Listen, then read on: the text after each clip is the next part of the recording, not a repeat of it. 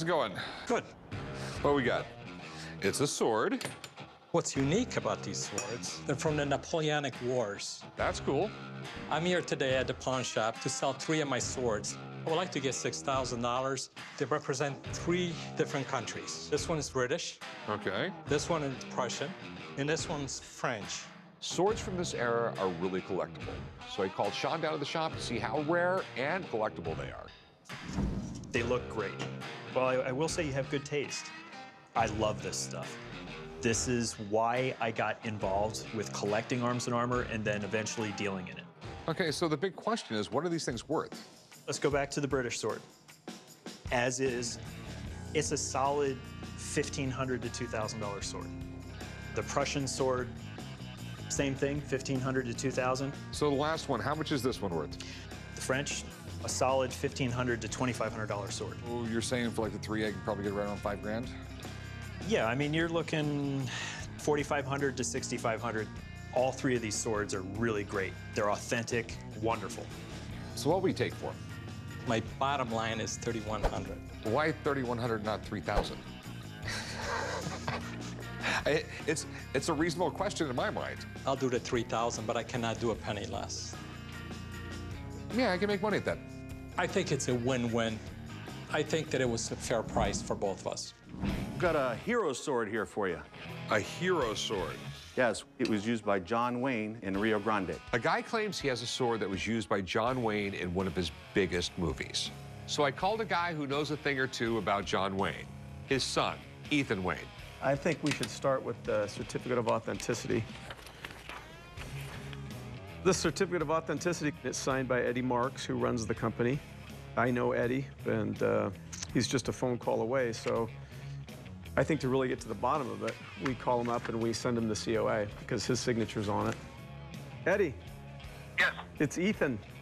Hey, Ethan, how are you? So I'm sitting here with this sword and scabbard, supposedly from Rio Grande, and I've sent you the COA.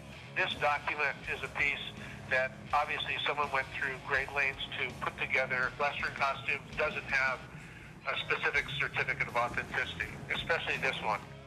Do you know who the seller was? Well, I thought it was Western Costume Company.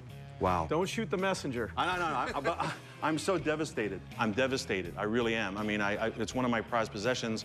Now to find out it was a fake, you know, I'm glad I found out, but at the same time, I'm really sad. Davey effing Deals, what's up?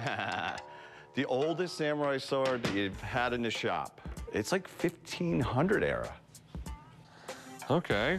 The guy was really old to traded it in, so I kind of tend to believe him, but it's a lot of money. A lot of money. How much you want for it? 18,000. Rocco. Yes, sir. How does this thing open? Typical Davey. He did a trade on this sword and had no idea anything about it. He should have had it checked out. This is what matters right here. This is the name of the master here, Yoshisugu. And then it matches the signature here. That's an actual samurai sword. It's got all the paperwork. It's in excellent condition. It's a $15,000 to $20,000 sword. Told you. So I'll give you 10 grand for it. 18. 10 grand. Can you take it to an auction or something? Is there some way I can get $15,000 out of this? I mean, I'll go like 12 grand, man. Well, let's trade something. What are you gonna trade for? You got all the tacky jewelry you need. I know, I do have the tacky jewelry. I've been eye hustling your sand rail since you got it. Now he wants to try and trade it for my sand rail. Well, I definitely want to make a deal, so let's make it happen. Okay, so give me the samurai sword and 10 grand.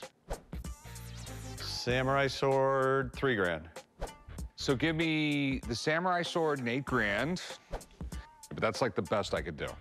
All right, you got a deal. All right, man. All right, I appreciate it. It'll stay in the family, you know that. Okay, all right, let's do some paperwork, man. All right. Mr. Brown and I got along famously.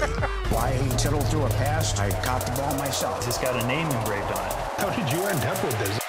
Sounds so fun.